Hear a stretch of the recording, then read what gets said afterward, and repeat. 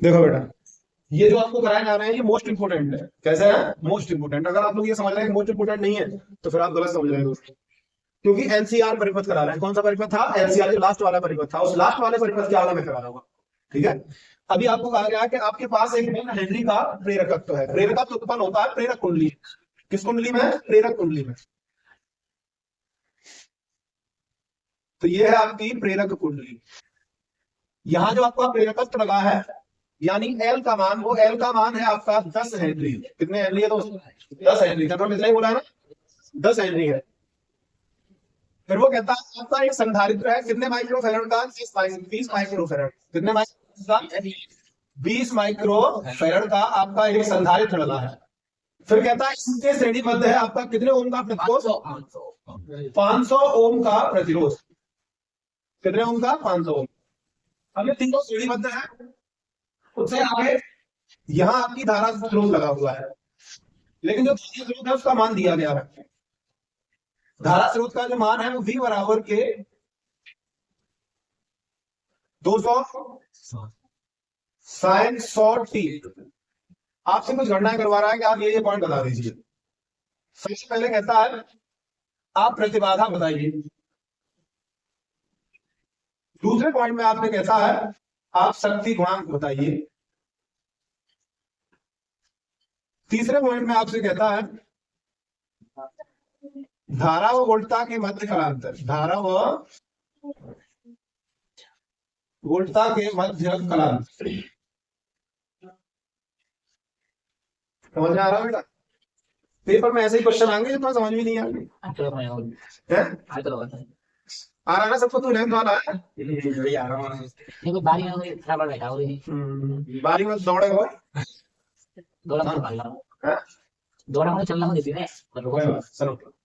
अब आपसे दोबारा फिर पढ़ लीजिए क्वेश्चन। ये क्वेश्चन आपको लिखा गया है, यूट्यूब पे देख रहे हैं ना, तो ये क्वेश्चन आपको यहाँ लिखा गया है, मैं लिख दूंगा ऊपर।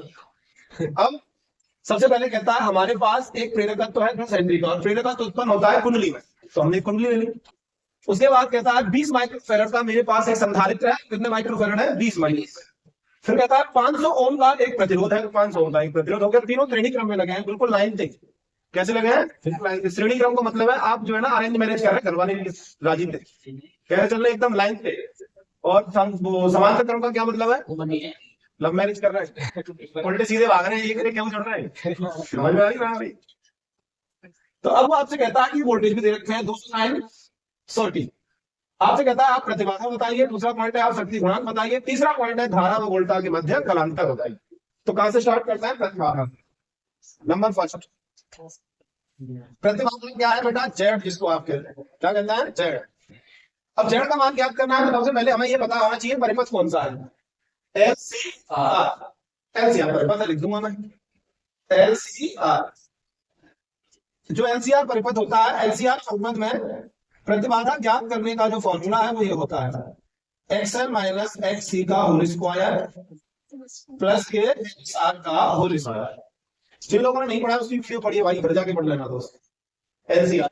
तो अब मुझे जेड का मान ज्ञात करना है तो मेरे पास XL होना चाहिए, XC होना चाहिए, XR होना चाहिए। मैं इसको नंबर देता हूं फर्स्ट। तो मैं सबसे पहले ज्ञात करूंगा XL। XL का फॉर्मूला क्या होता है? L omega. XL का फॉर्मूला होता है एल ओमेगा। अब एल तो है हमारे पास 10 हेनरी। अब हमारे पास क्या नहीं है? ओमेगा नहीं है, यहां तुलना करनी पड़ेगी। V बराबर V not sine omega T. अगर मैं देखता हूं V से V खत्म, साइन खत्म, T से T खत्म, तो यहां से हमें V नॉट का जो मान मिलता है वो 200 वोल्ट मिलते हैं, और ओमेगा का जो मान मिलता है 100 मिलता है। इसका मतलब मैं आपको पढ़ा चुका हूं, रेडियन प्रति सेकंड होगा। 100 रेडियन प्रति सेकंड। एक्सएल का मान हमने ज्ञात किया, तो एल क्या बेटा? एल है 10, ओमेगा है आपका 100, तो दो एक्सएल का मान आ गया आपके 1000 और मात्रक होता है। ये किसका मान आया भाई? एक्सएल। अब हमें चाहिए एक्ससी का मान। अब आप जानते हैं सी बराबर 1/k ओमेगा होता है। एक्ससी बराबर 1/k ओमेगा। अब सी तो आपके पास है कितने? 20 माइक्रो, लेकिन माइक्रोफेरेड को आप चेंज करेंगे फेरेड में, क्योंकि हम लोग ऐसा ही मात्रक में लिखते हैं, और ऐसा ही मात्रक जो है ना, माइक्रो को चेंज कर लीजिए, फेरेड कर लीजिए सीधे। माइक्रो का मतलब होता है 10 की घात माइनस के 6। तो 20 गुणा 10 की घात माइनस के 6 फेरेड। जिन लोगों को नहीं पता है लास्ट में लिखा दूंगा भाई, मैं यहाँ लिख देता हूँ। जो माइक्रो है आप उसकी जगह 10 की घात माइनस के 6 लिखते हैं, तो हमने माइक्रो की जगह पर केवल क्या लिखा है, 10 की घात माइनस के 6। एक्स का मान ज्ञात कर रहे हैं, तो सी बराबर 1/k, टी का जो मान है वो 20 गुणा 10 की घात माइनस 6, 20 गुणा 10 की घात माइनस के 6। ओमेगा का मान है 100। तो एक्स सी बराबर, अगर आप देखते हैं एक जीरो इनके पास और 2 जीरो इनके पास है, तो टोटल बची 3 जीरो। ये 3 जीरो हो गए, 6 में से 3 जीरो गई, 3 बची, इसको आप ऊपर लेके जाओगे, ये वैल्यू ऊपर जाके प्लस की हो जाएगी और बट्टे बचेगा 2। और 10 की घात 3 का मतलब होता है 1000, और 1000 में जब 2 का भाग लगाते हैं तो 500 आता है। आपका एक्स सी का मान कितना हो गया, 500। अब आपके पास बचा नंबर एक्स आर का मान, और ये आप पढ़ चुके हैं, एक्स आर बराबर होता है आर, और आर का मान कितने हैं, 500।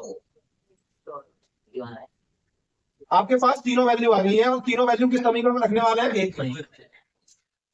समीकरण 1 में X L X C X R के मान, तो जेड बराबर आपके एक्स एल का मान है 1000, एक्स एल का मान कितना है 1000, एक्स सी का जो मान है वो 500 है, इनका है कुल स्क्वायर, और एक्स आर का जो मान 500 का वर्ग है। अब जब आप 1000 में से 500 हटाते हैं तो 500 का वर्ग होगा, और ये भी होगा आपके 500 का वर्ग। ये दोनों वैल्यू सेम है, तो ए आ जाएगी आपकी कॉमन, 500 का वर्ग कॉमन है, और 1 + 1 आपका बचेगा। जिन लोगों को समझ में नहीं आया मैं दोबारा फिर बता रहा हूँ, समझ। अगर आपके पास 4 का वर्ग प्लस 4 का वर्ग है, तो 4 का वर्ग 16 होता है, 4 का वर्ग 16 होता है, आंसर 32 आना चाहिए। कितना आना चाहिए, 32 आना चाहिए। दूसरे तरीके से करिए, 4 की घात 2, 4 की घात 2 कॉमन, ये इसकी जगह 1 बचेगा, इसकी जगह 1 बचेगा, 4 का वर्ग 16, 2 गणित हो जाएंगे, कितना आएगा, 32 आएगा। बात ठीक है ना, थोड़ा सा सरल हो जाएगा उससे। तो वही काम मैंने आप किया है, मैंने 500 का वर्ग प्लस 500 का वर्ग, तो 500 के वर्ग का कॉमन आ गया, 1 + 1 बचे, तो जेड बराबर 500 का वर्ग, और ये हो गया आपके 1 और 1 2। ये जो रूट है ना वो दोनों के पास है, ये 500 के वर्ग के पास भी रूट है, और ये 2 के पास भी रूट है, तो रूट से स्क्वायर हो जाएगा खत्म, तो जेड बराबर आ जाएगा 500√2। ये जेड का मान है, और मात्रक किसका होता है ओ। अब मुझे चाहिए नंबर 2, ये तो हमारे किसका मान है, एक जेड का मान। जेड में अगर हम लोग याद कर रहे हैं प्रतिवाद से, तो हमें सबसे पहले ये पता होना चाहिए कि हमारा जो परिपथ है वो कौन सा है। हमारा जो परिपथ है वो एलसीआर है। एलसीआर परिपथ में प्रतिबाधा आपको याद करनी है, तो उसका फॉर्मूला रूट में एक्सएल माइनस एक्ससी का होल स्क्वायर प्लस के एक्सआर का स्क्वायर। तो मुझे यहाँ सबसे पहले एक्सएल चाहिए, तो मैंने इसको एक समीकरण मान के एक्सएल का मान ज्ञात किया। मैंने एक्सएल का मान ज्ञात करने के लिए मुझे एल ओमेगा लगेगा, और जब एल ओमेगा मान ज्ञात करना है तो एल तो हमारे पास है। अब मुझे चाहिए ओमेगा का मान। ओमेगा की तुलना करिए हमने, v बराबर v0 sin omega T, T से टी खत्म, साइन से साइन खत्म, v0 बराबर 200, v से v खत्म, ये मैंने लिख दिया। v0 बराबर 200 वोल्ट और ओमेगा बराबर 100 रेडियन प्रति सेकंड। तो ये एक्सएल ओमेगा का मान यहाँ से 100 आया, 100 रखा, 1000 हो गया। उसके बाद हमें एक्ससी का मान चाहिए। एक्ससी बराबर होता है 1/c ओमेगा, सी का मान है 20 गुणा 10 की घात माइनस के 6, क्योंकि ये माइक्रो में था, माइक्रो की जगह 10 की घात माइनस के 6 लिखते हैं, ये हो गया। ये ओमेगा का मान है 1 2 3 जीरो इनके पास, 6 में से 3 नहीं, 3 बचे, इस 3 को आप ऊपर ले जाओगे 10 की घात 3 हो जाएगी, 10 की घात 3 बटे कितने हो जाएंगे, तो 10 की घात 3 का मतलब होता है 1000, और 1000 में जब आप 2 का भाग लगाओगे तो 500 आएगा। फिर नंबर 3 हमें इसी फॉर्मूले की सहायता से एक्स आर चाहिए। एक्स आर का होता है आर, और आर है हमारे पास 500। हमारे पास तीनों वैल्यू आ गई है, एक्सएल एक्ससी एक्सआर के मान हमने समीकरण 1 में रखे। ये एक्सएल का मान है, ये एक्ससी का मान है, ये एक्सआर का मान है। 1000 में से 500 उठाएंगे, 500 आएंगे, 500 का वर्ग प्लस के 500 का वर्ग। उसके बाद ये दोनों वैल्यू में से कॉमन आ गया, इसकी जगह 1 बचा, इसकी जगह 1 बचा, एक और एक कितने हो गए, 2। तो ये जो रूट है ना वो 500 के वर्ग के पास भी है और 2 के पास भी है, तो ये घट गया, इसका नहीं निकाला, तो ये रूट 2 हो। ठीक है ना, कोई दिक्कत तो नहीं, कराया आगे। अगला नंबर 2, नंबर 2 आपसे कहता है कि आप मुझे शक्ति गुणांक बता दीजिए। चलिए शक्ति गुणांक बताते हैं। शक्ति गुणांक यानी किससे दिखाते थे उसको, cos फाई से। cos फाई बराबर आपको क्या पढ़ाया गया है, cos फाई बराबर आपको पढ़ाया गया R/Z। R जो है ना वो 500 है, और जेड का मान है 500√2। ये कितनी बार घटेगा? एक बार। cos फाइव बराबर 1/, ये मान आ गया आपके शक्ति मान।